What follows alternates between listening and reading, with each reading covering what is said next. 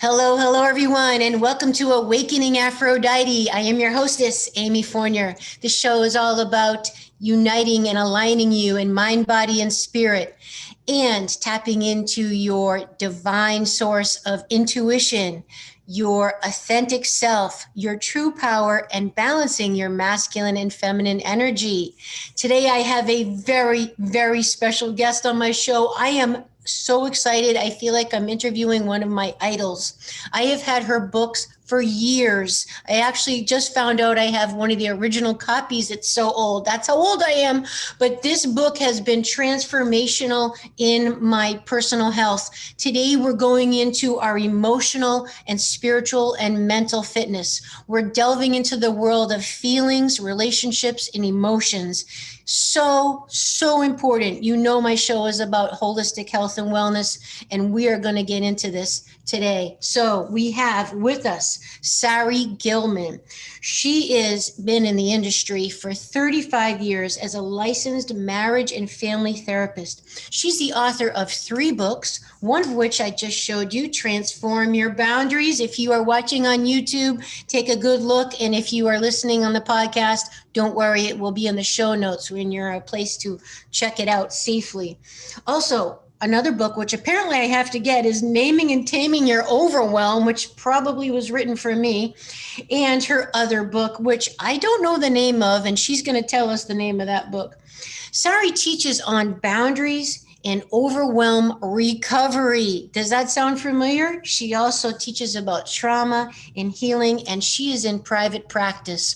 Sarri, welcome to the show.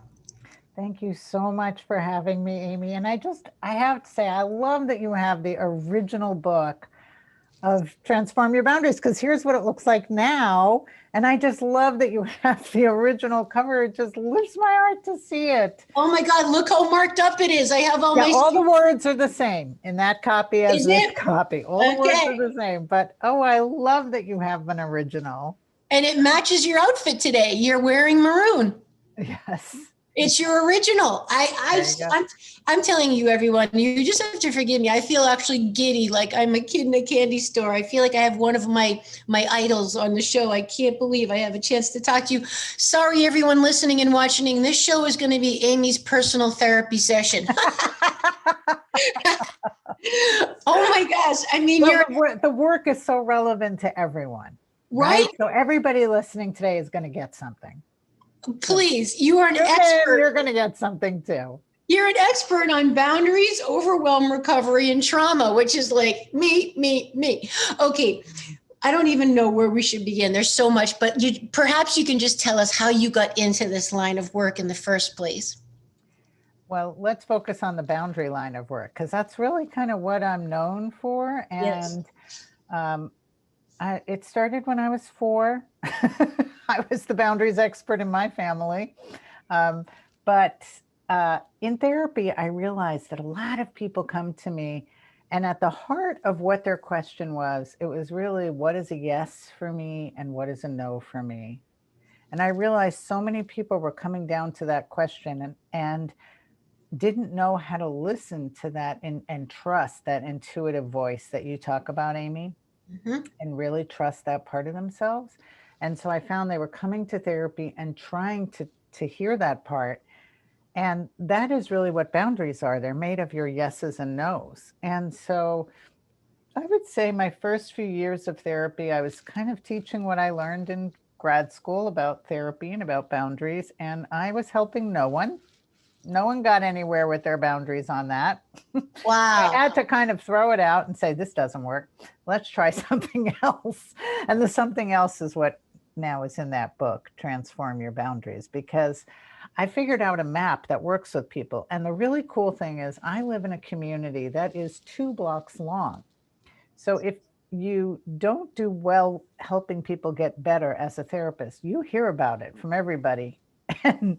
And what's so nice is I've been here 35 years. And so in the grocery store, I'll hear somebody come up to me and go, you know, that boundary thing that we worked on 10 years ago, it still works. Oh, yeah. And so I was hearing that from so many people. And when I was traveling and starting to teach, I was hearing it on the road from people. And I thought, I'm going to put it in a book so everyone can have the map of how to work on your boundaries and how to recover your boundaries. You know, sometimes I meet people, Amy, that say, I don't have any boundaries. Have you ever met like Oh, somebody? yeah. Yeah, Oh, like yeah. the girlfriend that says, I just don't have them. No, you all have them. Everybody does have a yes and no inside of you. You're born with that. So our job is to figure out how to listen and how to trust that. And in therapy, you know, honestly, Amy, how is it that I could sit across from complete strangers and help them? The answer to that is that I tune into that little thing inside of you, your intuition, your yeses and nos, and I call it your compass. Oh, I tune into your compass and I trust that to guide me in therapy with you.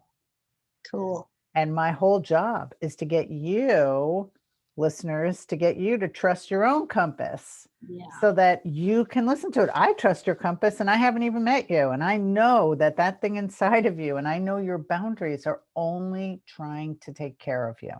So I trust it immediately. And then I'm just holding it up in therapy to help you hear it so that you can trust it and follow it.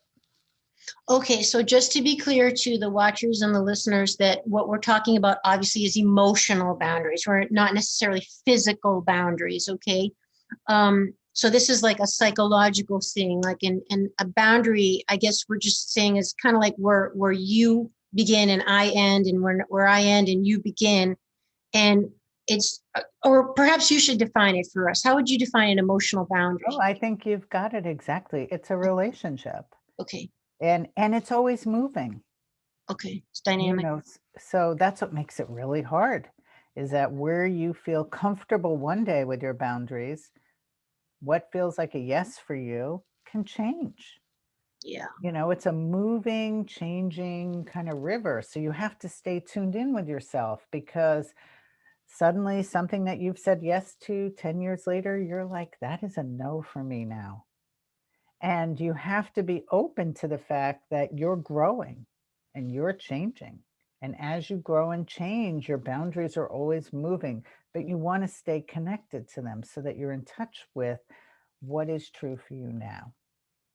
Well, I think that challenge, I just, my hat is off to you with your work, because really the challenge here, what we're talking about is responsibility. We're delving in the world of communication. We're delving in the world of love and fear, and people ignoring their boundaries for fear of losing love and attachment and relationships. And perhaps it's easy for you as a therapist who's objective, that you can, you can see outside someone better than they can see themselves, right? It's very clear what your inner compass, as you call it, I call it intuition, is telling you. But to your client or the person, they might even know their inner compass is telling them that, but they just stuff it down, they numb it out, they distract it, they beat it down, because they're afraid of what it's telling them, because of what that means. It can mean change, it can mean they have to change a job, a relationship, which is a fear of losing love, acceptance, support, maybe Exactly. financial support. So tell us, how do people deal with that aspect of I love not the listening to their way boundaries? I love the way you're wording this, because think about everything you just said. I hope listeners like really got that. All that fear. Right. And somehow we think it's easier to cling to our fear than it is to trust our boundaries. And I cannot imagine, like when we break it down as simply as you just put it, Amy, would you rather be in relationship with your fear and have your fear guide your life? Or do you want to trust your inner compass and listen to your yeses and nos? And yeah, it is scary. I mean, honestly, I still have a hard time saying no to certain people, or saying no and letting go of certain things, because um, you know, when I establish that boundary, I go through some fear of disappointing people, um, people not liking me. What if I have no more work? I like to take the month of August off. Nice. Right? That's nice. So I take August off. I mean, that means that any calls or requests or anything, even big things that come in, I say no to. And that means, will I ever have work again? Will that ever, I have to go through these fears just like everybody else, except the difference is I know that once I've said it, there's something like a relief. And So that's your confirmation that it is a yes. I know that there's relief. So even if I'm scared, I don't let fear decide where my boundaries are. Nice. And I don't want you to let fear decide where your boundaries are, because our fear is not a good compass. Our fears can give us information, but then we have to, it's kind of like reading Wikipedia. I mean, sometimes it's accurate, sometimes it's not, So sometimes your fear is a good signal. It's an important signal to listen to, and it's giving you very helpful information. And sometimes your fear is just full of hoo-ha, and it's not giving you anything useful. So you don't want to use it as your compass. You want to allow it to give you some information, but then you really have to sort out, is this real? Does that make sense? Do I really want to spend my life trying to please everyone? Yeah, some people may not like me. Some people may not even love me. And that's okay. Right. Well, okay. I like to refer to myself as a reformed people pleaser. And I don't know if I'm actually fully reformed, but I'm pretty darn close, and a lot closer than I used to be. So let's go through a practical scenario for people. Okay. So let's just say I'm in a relationship with a man that he wants me to do something and I don't want to do it. My boundaries are clear. No, I just don't want to do that. And I say no. And he gets upset. He gets mad. So I have to now deal with his anger at me. So now we get into the territory of, woo, stop right there. Okay. Stop right there. I love that moment when you said, there's a couple things in your story that are key for your listeners. Okay. Number one, the part of now I have to deal with his anger. Oh, let's go there. No, you do not. No, you do not. His anger belongs to him. Nice. Sweethearts. Let's all get really clear. Your feelings other people's feelings belong to them, and that's theirs to take care of. So what you can do is acknowledge, right? Amy, I just watched all the weight drop off your shoulders. What? Did you? I think I just fell on the floor. You just did an exhale that went, I know, right? Yeah. Let other people deal with their own feelings. Wow. Yeah. Right? That's all you need to know. Like, you're angry. Oh, you're angry. Talk about weight loss. I think I just lost 10 pounds right there. Oh, I love this. I love that.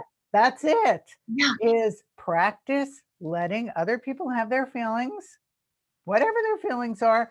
You're not there to fix their feelings. You're not there to change their feelings. Look, I am a long-time licensed practicing psychotherapist. And I promise you can't fix anyone's feelings. Right. I can't either. I'm an expert at this. You can't fix people's feelings. So don't try. Please don't try. Yeah. Let them go take care of their anger. We have a misunderstanding in this culture that if somebody is angry, we have to go fix it. Yeah. First of all, life doesn't work that way. You can't fix people's feelings. People have to learn how to take care of their own feelings. So what I do is I can acknowledge, oh, I can see that you're disappointed, frustrated, angry, that I'm not going to do this. I get it. I get it. Yeah. True. I'm not going to do it. And I leave it there. Like, I assume that this person will be able to manage their own feelings. Can you imagine? We have taught everybody, no, I'll manage your feelings for you. Yeah. Here, vomit on me. I'll clean it up. No. and sometimes you have people who literally tell you, well, you're making me pissed, or you did this to me, or you're making me upset, or they actually make you. Let's role play that moment. Go ahead. Go ahead. Role play that moment. You throw that one at me. Okay, I'll be, well, what are you talking about? How can you do this to me? God, you're so selfish. Like, what's wrong with you? Now I'm freaking pissed off. Oh, God, that sounds really hard for you. Oh, now you're doing the psychotherapy on me? I actually heard that line. Yes. This is my, Well, this I is am my a role. psychotherapist, but I'm not doing anything on you. But yes, you are angry. I can absolutely see that. Well, how can you be so selfish? It's interesting. I call it self-care, but it's okay. You can call it selfish. But that's an interesting word choice. Don't you care about how I feel? Most of the time.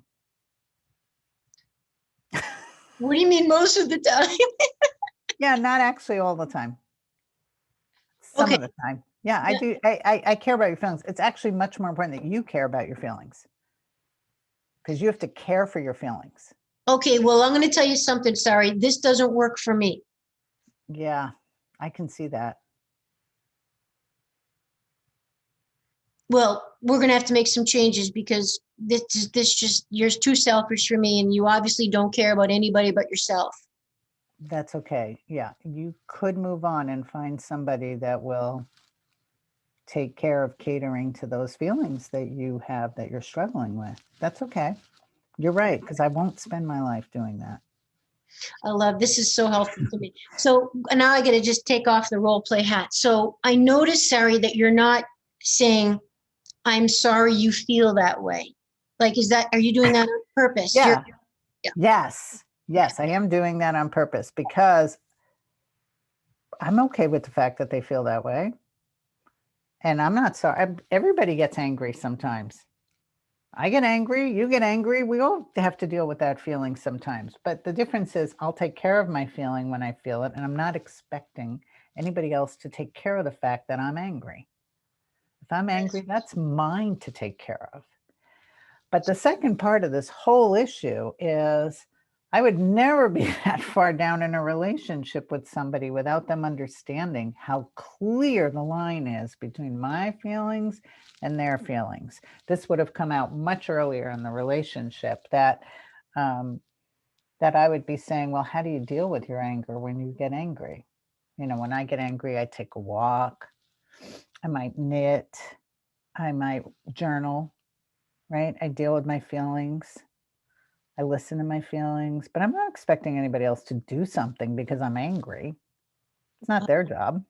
I mean, honestly, that's just such emotional maturity. I just think it's fantastic. But honestly, though, can you tell us? I mean, isn't it harder to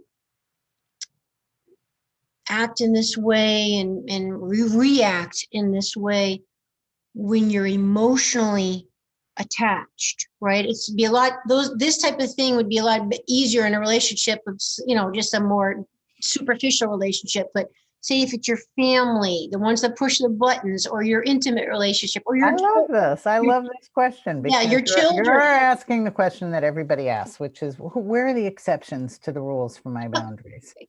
Like who gets the exceptions? No one. Yeah. No one.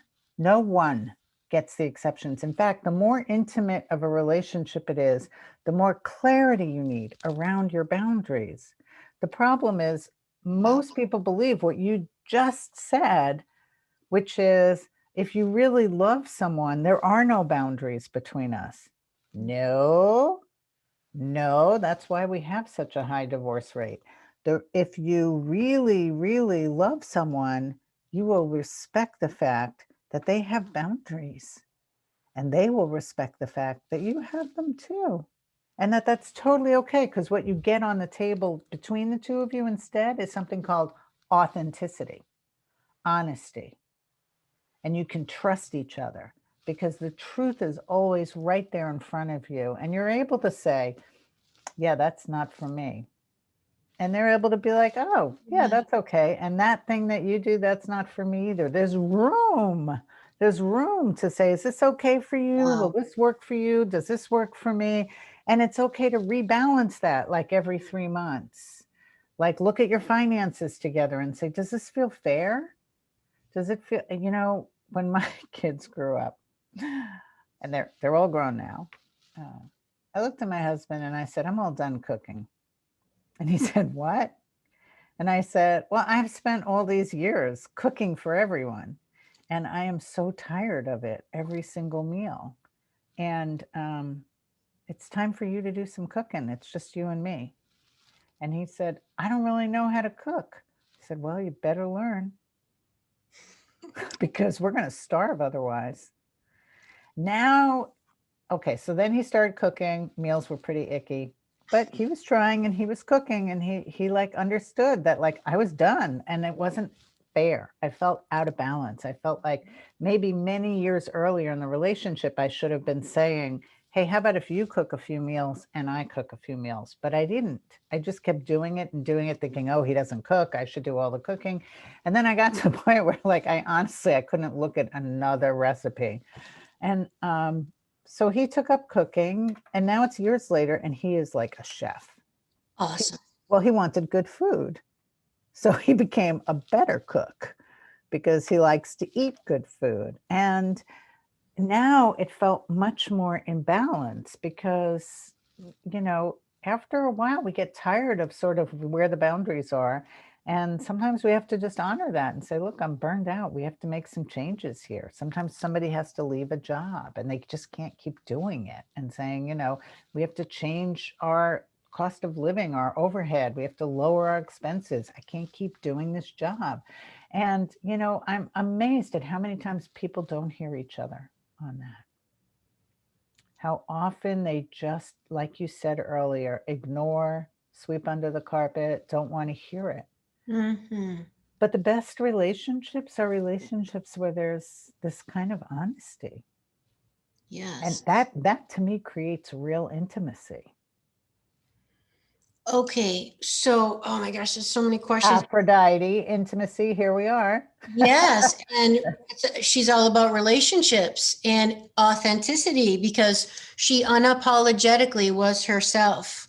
She did not apologize for her needs. And we're going to talk about self care and just all of it. I mean, she just put it right out there, and this is it. And take it or leave it, sister.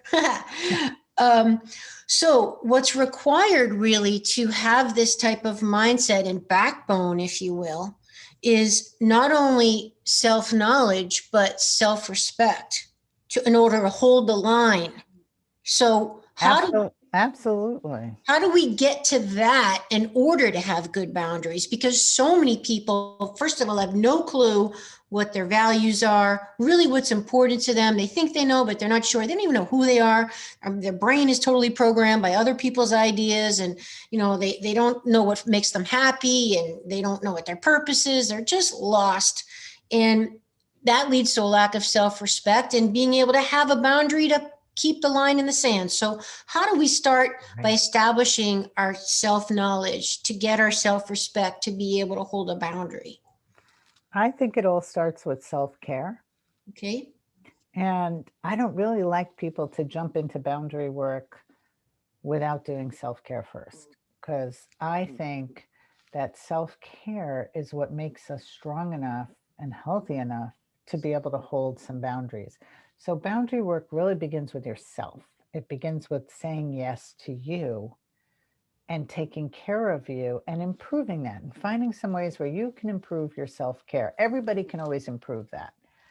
The other thing I want to correct that people need to have in their mind is that having boundaries in relationship isn't all about just what you want. The other person gets too.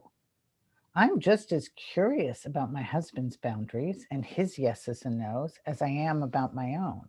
There's room for the other person to also have some clarity in the relationship around where they are.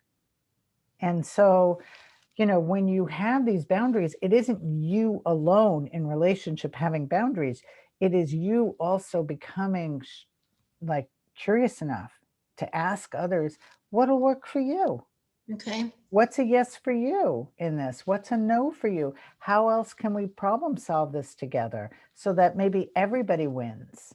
Right. So And there is a bit of negotiating to get to that compromise then, right? absolutely, Okay. absolutely. But there's room to sort of figure out, you know, everybody gets to state what they need. And sometimes, you know, you can look at, well, let's make sure there's room for everybody to get their needs met.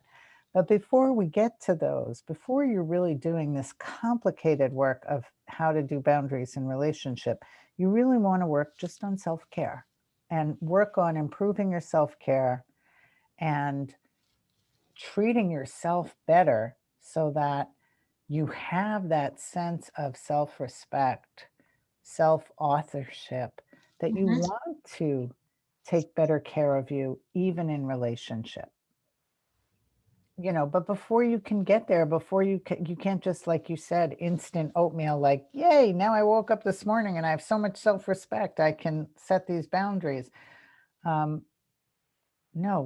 I want you to wake up and do self-care so that eventually you care enough for yourself that you're willing to be a voice for what you need, and what you need, not only with you, but what you need from relationship. Okay, please define self-care for us, and could you give us some practical examples what you mean by that? So I mean, like, self-nurturing, willing to feed yourself, willing to spend time and hear yourself and know yourself.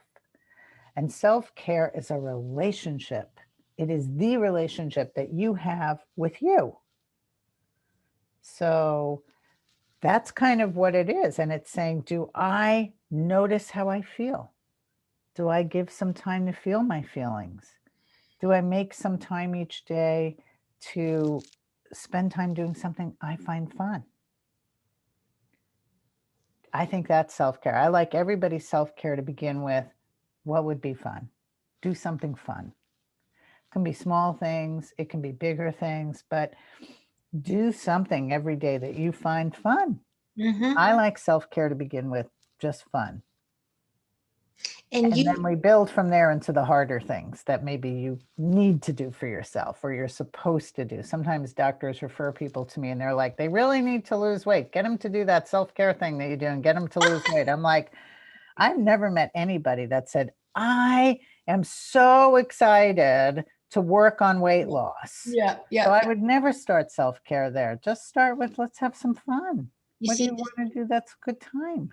this is why you're so unbelievably successful and such a pioneer, because that's just so brilliant. And I like to call it the pull is stronger than the push. You want something that's pulling your heart and your enthusiasm forward. That's so much more energizing and motivating. It's easier to get the inertia going when something's pulling you than when you're trying to push something forward, right? Oh, I So, love that. yeah, I the love passion, that. the passion pulls you. So the fun is like, it's like a kid. Well, oh my God, who wouldn't want to do something fun? If you feel like that's fun, that's so motivating. Like, I'm in. Yeah, You that's know? it. Go have fun. That's self-care. I love it. And unfortunately, sorry, a lot of people these days, even when we, you ask them two things: how do you feel, or what do you do for fun? Crickets, right? They like, I don't know. I don't, they're so out of touch, you know? Oh, oh, it's heartbreaking. That's why Yeah. there's such a need for people to dig in. I like people to use journals. Okay. I have a journal book called, it came out this year, The Mystery of Knowing Journal. And it's so much fun. There's Writing like, your Odyssey. Let's see. yeah, yeah, I love yeah, that. yeah. And it's all about self-care and boundaries. But it's simple pages and it's easy to write on, and there's doodles. Look at this little bear. Oh, he's It's fun yeah. because I want you to get in touch with what your voice says. And one of the Yes. only and best ways to do that is to journal. But lots of people hate journaling. So I made this book because I wanted to make something that people who hate journaling might like to do, to get you started in a practice of starting to listen to what could be fun for me. I What love might that. be a good idea for fun? Because maybe you don't know off the top of your head. Because, like Amy, like you were saying, most people don't know, or they say, I haven't had time, or it's the pandemic, there is no fun. Or, it's like, well, there's lots of things that you could discover. I had a girlfriend say to me the other day, you won't believe this. Now, this is a highly creative person that does a lot of art stuff. And she said, I'm doing paint by number and I'm having so much fun. Yeah. And I said, wow, that is so cool to hear, because she was one who like creates and creates, but she was like, it's a little exhausting right now. paint by number is so simple. And she said, I am just loving this. It's so relaxing. And so she found some fun in that. So I don't know where your fun is, but I know it's out there.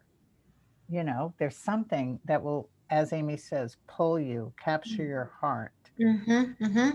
I watched somebody say to me one year, this woman who was severely depressed, and depression is just, you know, us not letting our soul have fun, us saying no to our souls all the time. Depression can come from lots of other things, but I always check, like, what are you listening to your yeses? And so she said, you know, when I was a little girl, I liked riding horses, and I always dreamed I would ride horses all my life. And she said, I haven't ridden a horse in 20 years. And I said, do you want to ride a horse? And she goes, yeah. She had that pole thing. I was like, yeah, there's lots of places here where you can ride horses. You know, there are people running by the hour. Why don't you go ride a horse? Like, give that a shot. And she was like, you think? Of course, now she owns a horse, and she travels and goes to all these horse shows, and like her whole life became about her horse, which was so beautiful to watch happen for her. You know, she just like woke up into this. But, you know, I don't know what you need for self-care. That's why I can't stand all those things I see out there about, you know, this is what you're supposed to do for self-care, and that's what you're supposed to do. Like, how do they know? Yep. And it's certainly a hell of a lot more than bubble baths and manicures. Oh, yeah. I mean, hello, that drives me crazy when people, that's what they think of self-care, you know, but I love, I mean, you actually said, all of us are in the middle of a life story, and that story is shaped by what we say yes to and what we say no to. Yes. I mean, that's just so brilliant. And that our boundaries, we have to allow, quote unquote, I'm paraphrasing you, allow our boundaries to take care of us, because a lot of our stress and overwhelm is due to a lack of having boundaries. So I'm paraphrasing Sarri's words. And so tell us more. Can you just expand on, or maybe touch on any of all that gold in there, those concepts? Well, let's talk about the wonderful person that wasn't horseback riding, who always loved horses. So their life story was becoming one of, I used to like that when I was a little girl, but as a grown up, I don't do that anymore. So their whole life, adulthood, was being spent doing other things that weren't giving them that sense of joy. But when they said yes and allowed their life story to change, their whole life story changed. And I see that with people all the time. Once you know what's a real yes for you and what's a real no, and you allow yourself the adventure of life, the curiosity of life, to try things. Maybe you don't want to do, you know what I tried doing just a few years ago that I'd never done? Cross-country skiing. I would like to die cross-country skiing when I'm an old person. That's like the last thing I want to be doing when I take my last breath. I love cross-country skiing. Now, had I never tried it, I had never tried it, so I didn't know I would love it so much. But that is changing. It changes the shape of how I spend my winters now. Amazing. Right? Because now my story is, my life starts looking like what I'm doing in winter is doing my cross-country skiing, because that's when you do it, is in winter. And I never even knew that I like that. I had never tried it. So how long have you been doing it? 3 years. Oh, wow. Yeah. So you have to be curious about having an adventure, being willing. Maybe you don't know if you like horses or paint by number or cross country. I mean, part of what I want listeners to be willing to do is do some experiments. I want you to hear those little sparks inside and say, I'm willing to try. Just give it a try. I'm willing to follow my curiosity, and I'm willing to learn something new, and I'm willing to try and see if I find it fun. You know, if that's something I really enjoy. Almost like being a detective and just really having that open-mindedness and childhood curiosity to life again, because that will bring the magic back, right? I mean, to a child, everything is new, everything is seen a fresh way and a unique, creative way. And as adults, we've just lost all that joy and juice and like a flavor of life. Yes. So Yes. sad. And we have to remember to kind of follow the fun. Yes, Be I love willing, that. Follow the be, fun. be But, willing to try. okay, so, but can you help us with, I just have to get clear on some emotional first aid for us dealing with the unhappy person when we set that boundary. I love Yeah. your example of how you talk back to them, but then let's just say, okay, they're pissed, they leave, they hang up the phone, they're mad at you. And then you're left alone holding your boundary line and not picking up the phone saying, okay, I'm sorry, I'll do it or whatever. Sarri, how do we placate ourselves emotionally to hold our boundary when we're dealing with disappointing or making people upset? That's right. So now we have to go to our feeling, which Okay. is fear. Okay. And I'm afraid I'm going to lose the relationship, and sitting with ourselves and giving ourselves some comfort, just like you would a small child that comes to you and says, you know, I did this thing. Now somebody's mad. I'm afraid I'll never have friends again. You Yep. know, this person may leave me. Well, they may. And I want to bring comfort to myself at that moment. I want you to say comforting words. It's okay if they go. It would be a life of struggle with them. If if this is too hard, imagine what a lifetime of this could look like. It's okay. People can come through their own distress. It may take him a long time. It may take him a short time. I don't know.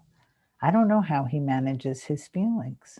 Yeah. But I don't want you to worry about what you can do to help him through his feelings. That's his job. And that's okay. And what you need to do is come to this moment, in the present moment. Now, let's say it's Friday and, this incident happened between you and him on Wednesday night, and you're still marinating on it, right? Mm-hmm, mm-hmm. Just like I do. We're still marinating. And what is really important is to help yourself leave Wednesday as Wednesday. Okay. So I say to myself, that happened 2 days ago. You don't no you don't need to worry about his feelings from 2 days ago. You don't have to keep carrying that moment around and replaying it in your head, replaying the loop, replaying the story, replaying what you said, what he said. It's Friday. Let's be in Friday. Let's be in this moment. What's happening right now? Where am I? Who am I with? What am I doing? And stop staying back in last Wednesday and dragging that moment into every single next moment that you're having by replaying the story in your head. Yeah. Leave Wednesday as Wednesday. That is going to help you the most with boundaries. But do we have to become comfortable with being uncomfortable? Because a lot of, I don't want to stereotype genders, but a lot of women like harmony, right? They don't like thinking someone's mad at them, or my mom's mad at me now. Since we had the talk on Wednesday, we haven't talked now. It's Friday. We usually talk every day. I know she's mad at me. So, and family And I sometimes. know she'll get over it. And I know she'll get over it. Okay, and then That's a comforting voice to say to yourself, okay, I know she'll get through this. When she's ready, she'll let me know. I'll okay, be here. I'm not harboring any bad feelings about the fact that she's angry. She's allowed to be angry. Same thing with him. But you're okay. right. Many women were taught this. We were embedded into this way of thinking that we're Mhm. responsible for everybody's feelings and that somehow we have to take care of it, or Yeah. we're not being nurturing or loving or kind. That's not true. You can feel very nurturing, very loving, very kind, and let people take care of their feelings. Let them be mature enough to manage their own feelings. We have taught many men that they don't have to manage their emotions because women will do it Mm, for them. And, true. and we've created a messy, messy culture as a result of that. So this is not healthy for people. And then other people know that they can manipulate to get what they want just by throwing a real big tantrum. The Yes. angrier I am at God, you, the yes. more my tantrum is, the more I'm going to get you to start doing what I want right now. And we're even seeing this in our politics. Yep. The bigger the tantrum, the more you're supposed to cave, because that's how this Intimidation. math sentence works, right? Bullying, intimidating. Well, when you start to have boundaries, you just say, well, I guess you're going to be mad. It's not mine to fix. Yeah. So we really have to just be really good communicators and Don't just, soothe them, yeah, soothe you. nice. I like that. You're number one. All right. Let's switch gears for a moment as we, getting toward the end here. Of course, I want to keep you all night, but let's switch gears from the relationship of boundaries with others and the relationship with yourself when it comes to things like workaholism, addictions. Okay, so I know you had spoken a few times that you used to be a workaholic and she was pretty tough, your inner workaholic. Tell us how you recovered from that, because I'm trying to get over that myself. So how do I make boundaries with myself when it comes to something that's supposedly a good thing and is admirable, but it's hurting me? It is hurting you, like all good things. Mm-hmm. Um, First of all, in my book, Transform Your Boundaries, and if you're not a reader, I have an online class called Transform Your Boundaries, and it's like a huge course that you can spend as much time as you want working on what Amy's describing, which is the 7 patterns. Okay. And these patterns are what gets in the way of us setting boundaries. One of the patterns is workaholic, another is sacrificer, lover, numbing, isolating, protecting, and caretaking. So if you relate to any word I just said, Yeah. like bam, bam, bam, this is the work that you can do on yourself to help heal and recover your boundaries. Because when I was workaholic, which I feel largely recovered from at this point, but it takes time. And I want to be honest with listeners. Nobody wants to hear this, but this is the truth. I've been on the road teaching this for a really long time. When you commit to doing boundary work in your life and saying, I am going to do the work, I'm going to read the book, I'm going to take the classes, I'm going to practice, practice, practice, even in those tough moments. And I am going to get better at self-care until I am excellent at self-care. And then I'm going to handle boundaries. That journey takes about 2 years to become a boundaries expert in your life. The only way that I got there, the only way that I recovered from workaholism is that I had to pay attention. I had to check myself every day and say, are you overscheduling? Are you turning that thing off at 5? Are you walking away? Are you protecting your time off? I had some questions that I would ask myself.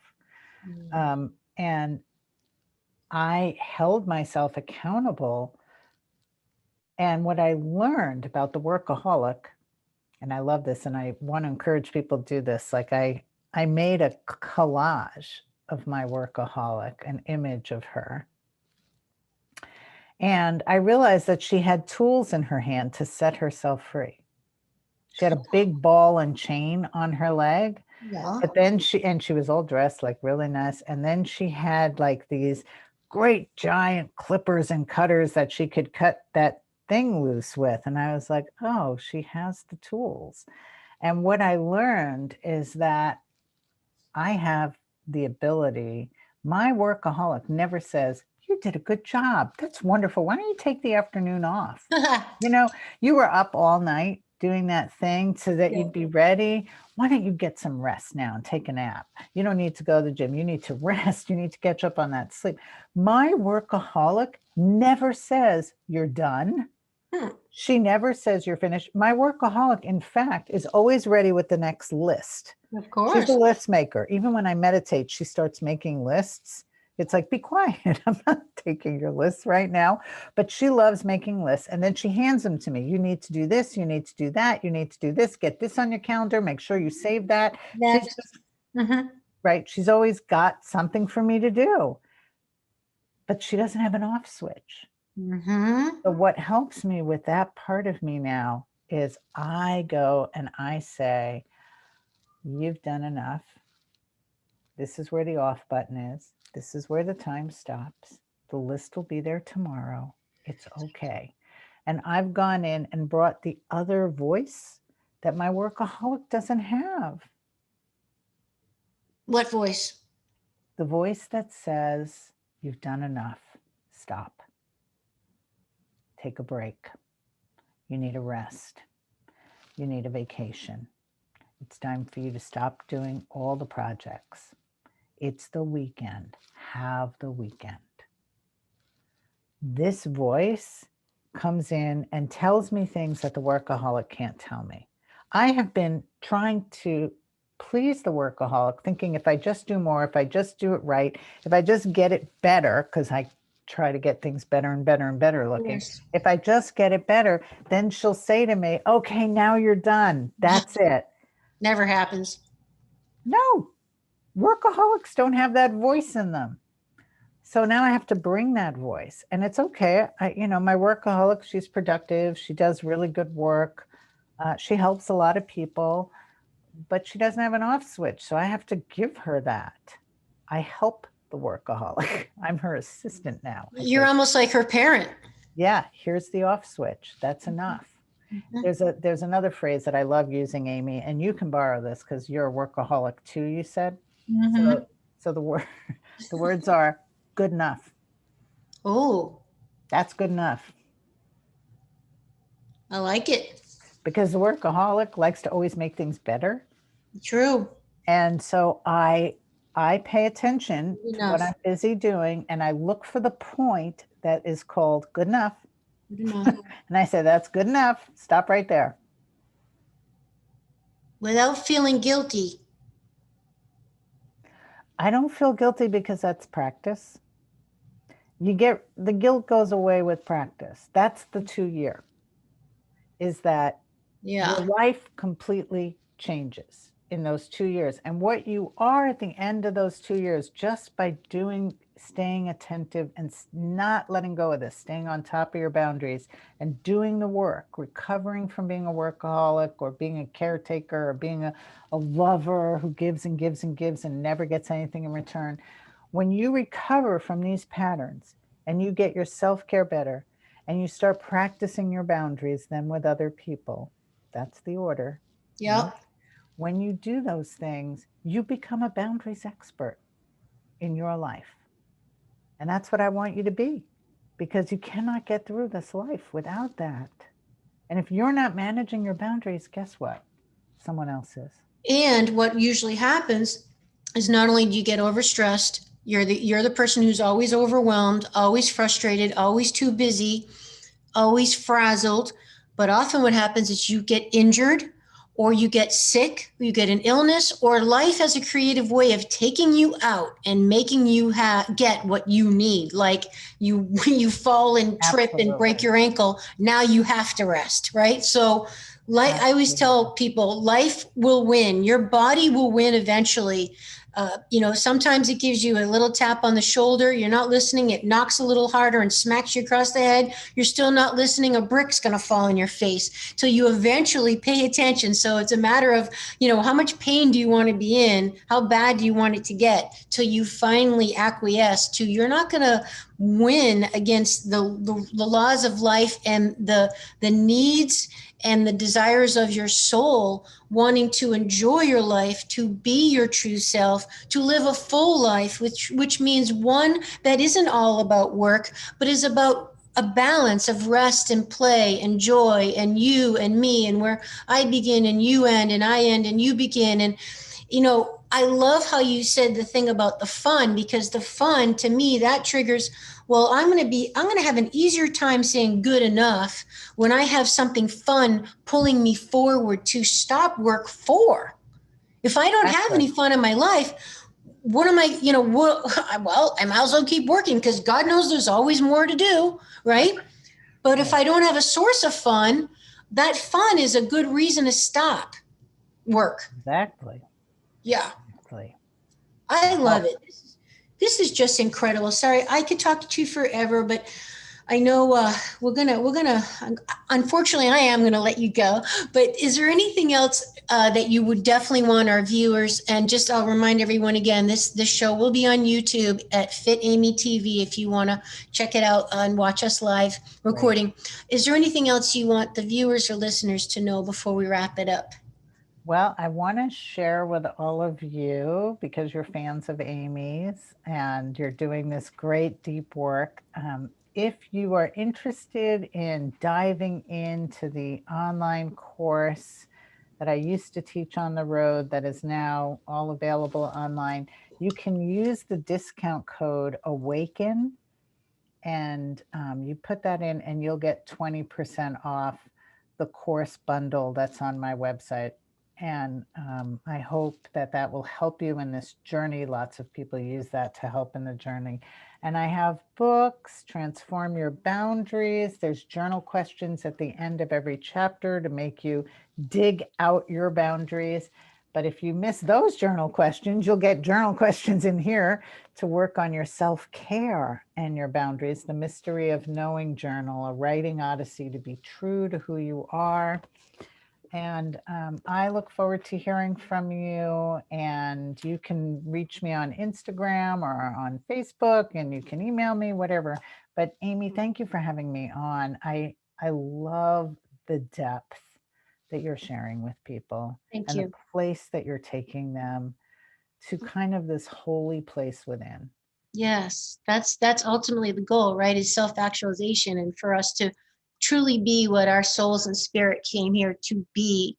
And people like you are helping us do that and get back to our true selves and have the tools, the practical tools to help us do that. That's why I'm just so grateful you came on the show. Sarri, can you tell people, though, literally how they can find you? Please spell the name of your social media, your YouTube. So you can find me at my website. It's Sarri, SarriGilman, Sarri Gilman, all one word.com. And it's the same name on Instagram, Sarri Gilman. And you'll see same thing on LinkedIn. I think and on Facebook, it's Sarri Gilman /author. So you can find me in any of those places. But thank you so much, Amy, for having me on and for having such a great conversation about such a helpful topic for people. Oh, thank you so much. Okay, everyone. So that's Sarri with 2 R's and 1 L, Gilman. And you can check out her website. Her books are also on Amazon. You can do her online course. You can even hire her privately to do coaching digitally, safely from a distance. And, you know, I just might be seeing you guys there on the course online because I obviously need it desperately. So, wow. Sarri Gilman, thank you so very, very much. Everyone, please. Thank you. Okay, everyone. And thank you so much for listening to the show. I really hope you got as much value out of it as I did. And if you did, please leave a review and rate the show 5 stars. Perhaps share it with someone that you think it might help. Because you know what? We're all in this together. And we really, our planet, our world, our life, our culture really needs a big infusion of love and truth and honesty and freedom, and people to really tap into what this life experience is really about.